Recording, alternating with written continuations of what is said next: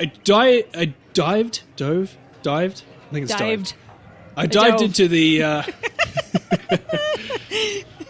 Hey, let me wet my whistle real quick here. Gross. Oh, it's so tasty. So there's a thing called a project that happened pre-1950s, and it was kind of a precursor to the Project Blue Book, which happened in 51 to 69. But before that, there was a program called Project Grudge. And according to declassified documents, there were 14 of these reports that made up Project Grudge. And I looked it up, and there's actually, you can actually find these Project Grudge documents. So it's legit as far as that goes.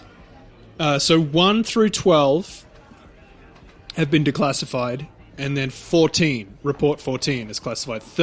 Report 13 was never released, and according to US government, it doesn't exist. They completely deny it ever exists at all. But okay.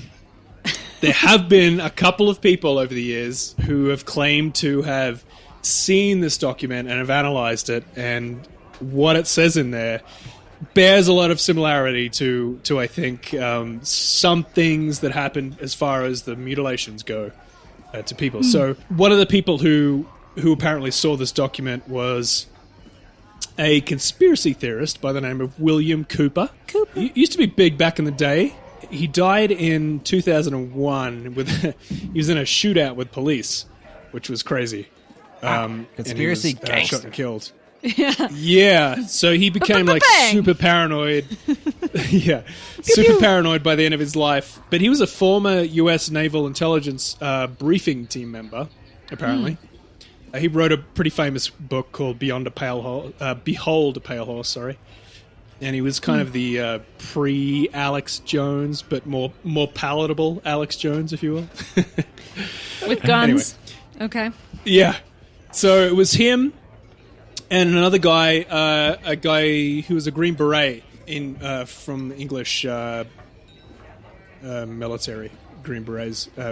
His name was William English. Anyway, these two guys saw it. So this is Report 13, right? Yeah. Okay. So obvious. His name, William English. Okay. All right. Yeah, no. Yeah. My name's Matt Australia. Report 13.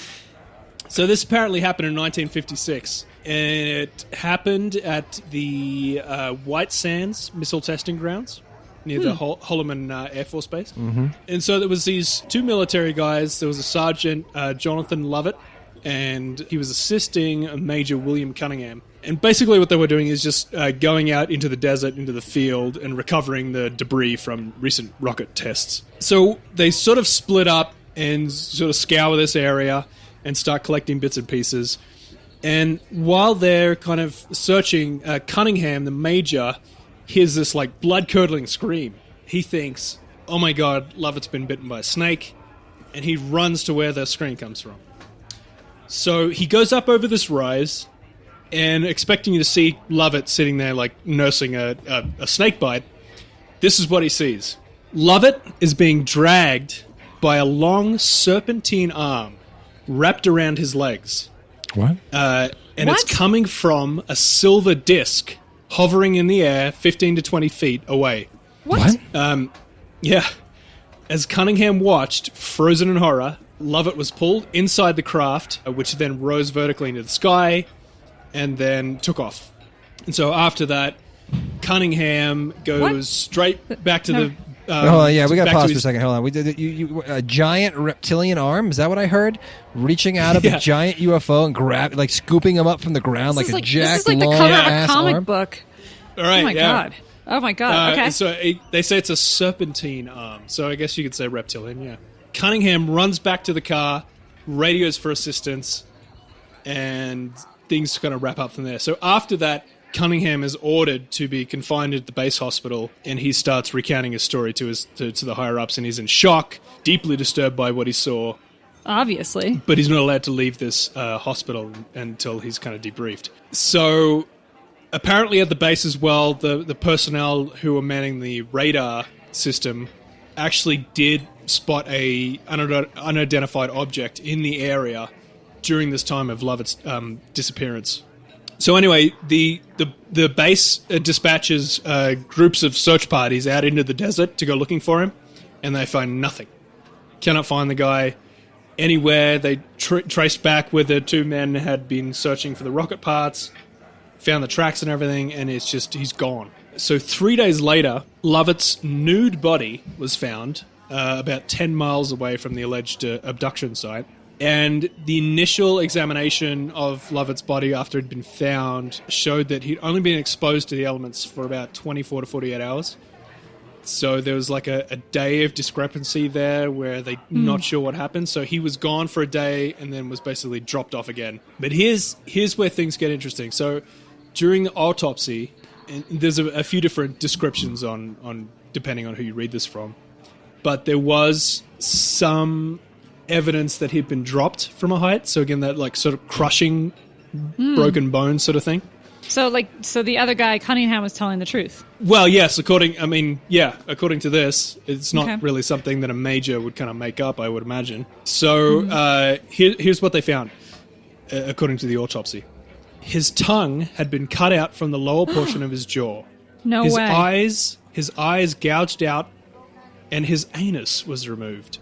So a bit more than a butt probing. Jeez, that's next level butt probing. Deeper. Yeah. So that the Air sounds Force like medical hikers. Yeah. Minus So the the eyes gouged out and the tongue gone, right? Wow. In the Air Force medical examination report pertaining to the incident, the coroner remarked that the apparent surgical skills used to remove these organs, in particular the anus and genitalia as well, had been neatly extracted like a plug. So that's something that happens on cattle mutilations quite a bit as well. But he says perhaps the most puzzling was the fact that the body had been completely drained of blood, desanguinated. And surprisingly, there was no vascular collapse usually associated with death by bleeding. And that also reminded me of, like, there's just no blood around any of the area. Of the victims, of the Dyatlov hikers. Pass, yeah. Wow. So anyway, That's crazy. It's not just this. Like, this was just like an interesting thing that I'd read recently and that kind of reminded me of Dyatlov Pass. But again, these similar mutilations turn up in these UFO abductions again and again. Like the tongue being removed, the eyes. Usually it's lips as well that are taken. So you just have these like exposed teeth, which is really creepy. Really creepy, yeah. Yeah.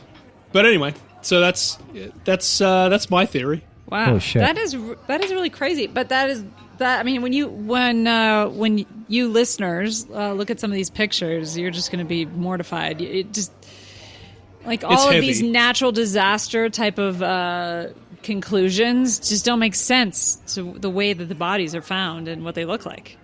Yeah, that's one thing about the wind. The wind circling around, creating this infrasound thing. It's as far as Occam's razor goes, like the simplest explanation. Man, so many things had to kind of happen at the same time it feels like, to create that whirlwind and subsequent infrasound. It just seems like a stretch to me. Yeah. Well, there's all sorts of things. That was what they settled on. There's like an avalanche, and then there's the Manzi that were accused of possibly killing them. Then there was the fact that they were working for the government, and then they got in trouble, like Josh said. And then there's the alien theory, but it doesn't, like, all of that sounds okay, but there's still pieces of it that don't make sense, and that's where the supernatural comes in. Yeah. Whether it's aliens or Bigfoot or something else, some Indiana Jones weird spirit crap that we don't know anything about. It's the Golden Woman. It's just too crazy. I have one more thing to add that I dug up. So in April of 2018, the remains of one of the people that died, one of the hikers, was exhumed upon the initiative of journalists in the family. So they agreed. They're like, okay, you can exhume the body because they wanted to check the body for radiation, that kind of stuff. What they found was that this is the one person that got crushed, like almost like they got run over by a car. So they wanted to do some more testing. But what they found was when they did an analysis on the DNA did not match any of the family members' DNA. So the family was accusing the government of putting another body in that gravesite and taking the body of their relative who was supposed to be buried there. Whoa. And so, if that's the case, which is it's just so odd, right? It's just so weird. If that's the case, then maybe the government knew what was going on there, and it wasn't really a government project, but there was some weird, freaky shit that went on, and they wanted to test the body more to see what they could pick up. I wonder if they had. I wonder if they had some big. It sounds like there was a reporter and the family who wanted the body exhumed. Yeah. So I wonder if they did have some big questions as to whether. What was not just to test the body for whatever, but I wonder if they did have some inkling to the fact that maybe this wasn't our family member, Yeah. It's interesting. I wonder what they found out. Well, they, nevertheless, it says here, the reconstruction of the face from the exhumed skull agreed with the post-war photograph of this boy. Although journalists expressed suspicion that another person was hiding, like they had put somebody else in that grave, they still examined the skull, and it was the guy's face. Like once they examined it, and they said, okay, well, but this is what he looked like, post-war, World War II. But that's bizarre. But it's so just wait, it bizarre. was him. It looked like him, but his DNA wasn't the same. Like, how do you even? Does radiation change your DNA? Like, what? There's so many. That needs like a deep dive. Yeah. I mean, unless this kid was like secretly adopted or something and they didn't tell the rest of the family. I don't know. I feel like that would have been a point in the story, though. It's just so weird. Makes no sense. So the scientists are saying, look, we analyzed the skull and it matches the face of the guy who disappeared, but the DNA doesn't match any of the family members. So... Right? It just keeps getting weirder. It's like every time they try to get closer, it just gets deeper into weird. It's high strangeness. Again to bring up high strangeness. High strangeness, and again to bring up Politis.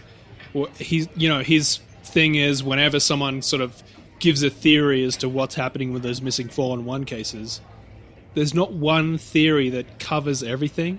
There's always a hole in them when you compare all the cases together. Yeah. And it seems like this isn't just a, as enigmatic kind of case as those other ones. Just bizarreness happening there. Bizarre indeed. Well, we don't have a conclusion, but I do have a theory tonight that I'm probably not going to sleep because I'm going to be thinking about it. But with that, I'll say goodnight, and we'll see you next week. Peace out. All right. Goodbye.